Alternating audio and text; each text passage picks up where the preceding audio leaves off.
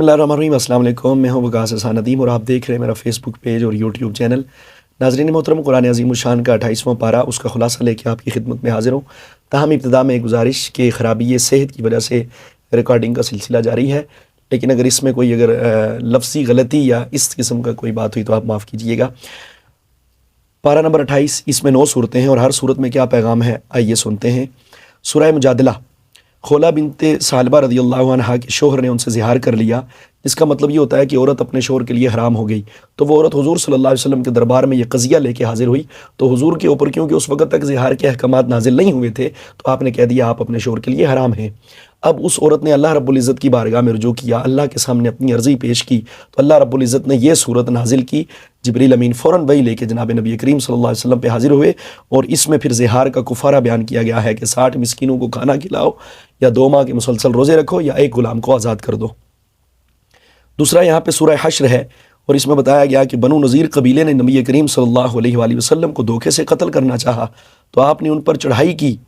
اور کئی دنوں کے محاصرے کے بعد وہ لوگ وہاں سے نکلنے پر تیار ہوئے، چنانچہ انہیں جلا وطن کیا گیا، اور یہ پہلی جلا وطنی تھی جو خیبر کی جانب ہوئی، پھر حضرت عمر رضی اللہ تعالیٰ عنہ کے دور میں ملک شام کی طرف نکال دیا گیا تھا۔ اس طرح اس مقام پہ ایک صحابی رسول صلی اللہ علیہ وآلہ وسلم کی مہمان رسول کی ضیافت کا بیان، کہ انہوں نے کس طرح حضور کے مہمان کو احترام دیا، ادب دیا اور ان کی ضیافت کی، اس کا بیان کیا گیا ہے، اور یہاں پہ ان کی جو میزبانی تھی اس کی جو ہے تو تعریف بھی کی گئی ہے۔ اور اسی طرح سورہ اس مقام پہ اللہ رب العزت کی بعض صفات کا بھی بیان کیا گیا ہے۔ سورہ ممتحنہ، اس صورت میں بھی کئی باتیں ہیں۔ سب سے پہلے تو یہ کہ مسلمانوں کو تنبیہ کی گئی ہے کہ وہ اسلام دشمنوں سے دوستی نہ کریں، کیونکہ ان سے اسلام کو ہمیشہ تکلیف ہی پہنچی ہے۔ بارہا قرآن پاک نے اس موضوع کو بھی چھیڑا ہے کہ ہم جو اسلام دشمن ہیں ان کے ساتھ دوستی نہ کریں، لیکن ہم تو ذاتی مفاد کے لیے، اپنے 2-4 روپوں کے لیے، پیسوں کے لیے، بھوکی عزت کے لیے یہ سب کچھ کرنے کے لیے تیار ہو جاتے ہیں، جبکہ اللہ کا قرآن اس سے ہمیشہ منع کرتا رہا ہے۔ اور اس کے بعد بتایا گیا کہ جب عورتیں ہجرت کر کے مدینہ کی طرف آئی ہیں تو عورتوں سے کچھ جو ہے تو بیعت لے لی گئی۔ اللہ رب العزت نے کہا کہ عورتوں سے بیعت لیں، چوری نہیں کریں گی، زنا نہیں کریں گی، اپنی اولاد کو قتل نہیں کریں گی، اور بہتان تراشی نہیں کریں گی۔ اس چیز پہ اور ان چیزوں سے عورت پہ بیعت لی گئی تھی۔ سورہ صف ہے جی آگے، اور اس میں جس چیز کی نصیحت کی جائے اس پر پہلے عمل بھی ہونا چاہیے، مطلب جو بات آپ کہہ رہے ہیں آپ کی کوشش یہ ہو کہ آپ اس میں عمل کریں۔ اسی طرح بتایا گیا کہ جہاد کرنے والا اللہ کی راہ میں محبوب ہے، اللہ کی نگاہ میں محبوب ہے، اور کوئی کتنی ہی طاقت صرف کر دے لیکن نور الہی یعنی اسلام کو نہیں مٹا سکتا۔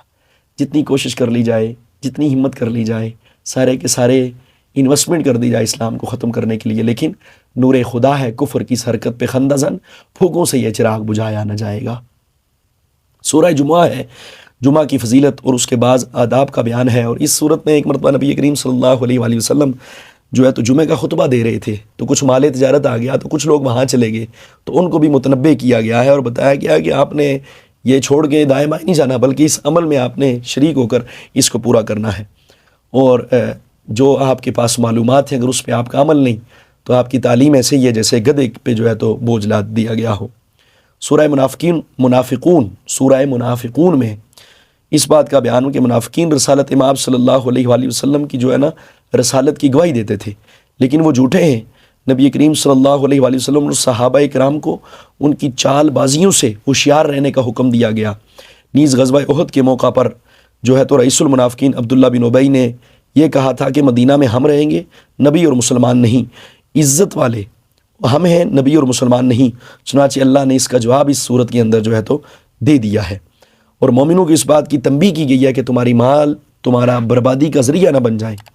اس کے بعد یہاں پہ سورہ تغابن ہے، اور اس میں قیامت کے دن جنتی جنت میں رہتے ہوئے غبن کریں گے۔ وہ اس طرح کے وہ لوگ کہ جو جہنم میں ہیں لیکن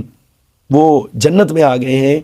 ان کے گھر جنت میں لیکن وہ جہنم میں چلے گئے ہیں، تو ان کے حوالے سے یہاں پہ متنبہ کیا گیا کہ ان کے جو گھر ہوں گے ان پہ جو دیگر جنت میں رہنے والے لوگ ہیں وہ قبضہ کر لیں گے، غبن کر لیں گے، اور ایک دن کے حوالے سے اس کو جو ہے تو یوم التغابن بھی نام پڑ گیا، جس دن وہ غبن کریں گے، اسی سے اس صورت کا نام لیا گیا ہے۔ اور یہاں پھر مومنوں کو متنبہ کیا گیا ہے کہ تمہاری بیویوں اور اولاد میں سے بعض تمہارے دشمن ہیں، ان سے تمہیں چوکنا رہنا چاہیے۔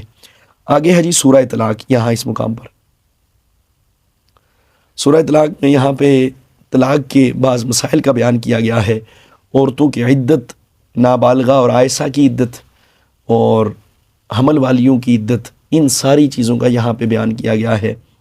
اور متقیوں کے بارے میں بتایا گیا کہ انہیں پریشانیوں سے نجات ملے گی، بے حساب رزق ملے گا اور ان کے معاملات آسان ہوں گے اور ان کے گناہ جو ہے تو مٹائے جائیں گے اور انہیں اجر عظیم سے نوازا جائے گا۔ سورہ تحریم ہے اس پارے میں، اس میں نبی کریم صلی اللہ علیہ وآلہ وسلم حضرت زینب بن جحش کے پاس کچھ دیر ٹھہرتے، وہاں شہد پیتے۔ حضرت حفصہ اور عائشہ نے وہاں معمول سے زیادہ ٹھہرنے سے روکنے کی اسکیم تیار کی، یعنی یہ جو خواتین کی ایک خصلت اس کی طرف بھی یہاں پہ اشارہ کیا گیا ہے۔ اور ان میں سے جن کے پاس بھی نبی آئے تو وہ ان سے یہ کہا کہ آپ سے منہ سے مغافیر کی بو آ رہی ہے، یعنی حضور صلی اللہ علیہ وسلم کو کہیں کہ آپ کے منہ سے مغافیر کی بو آ رہی ہے۔ چنانچہ انہوں نے ایسا ہی کیا۔ آپ نے فرمایا کہ میں نے تو صرف زینب کے ہاں سے شہد پیا تھا، باقی تو میں نے کچھ نہیں کیا، تو یہ بدبو کیسی آئی؟ اور آپ نے قسم کھا لی کہ میں جو ہے تو یہ نہیں پیوں گا، آئندہ زینب کے ہاں سے شہد نہیں پیوں گا۔ اس موقع پہ یہ صورت جو ہے تو اللہ رب العزت نے نازل کی، اور یہ کسی کو مت بتلانا، ٹھیک ہے، اس پر یہ جو ہے تو صورت نازل ہوئی ہے۔ اور یہاں پہ دو جہنمی عورتوں کا بیان، اور یہ دونوں نبی کی عورتیں، حضرت نوح علیہ السلام اور حضرت لوط علیہ السلام۔ مومنوں کے لیے دو عورتوں کی مثال بیان کی گئی، ایک فرعون کی بیوی اور دوسری عمران علیہ السلام کی بیٹی جو ہے تو مریم، یعنی ان ساری چیزوں کا اس مقام پہ بیان کیا گیا ہے۔ اللہ پاک ہمیں قرآن پاک کو سمجھنے اور اس پہ عمل کرنے کی توفیق عطا فرمائے۔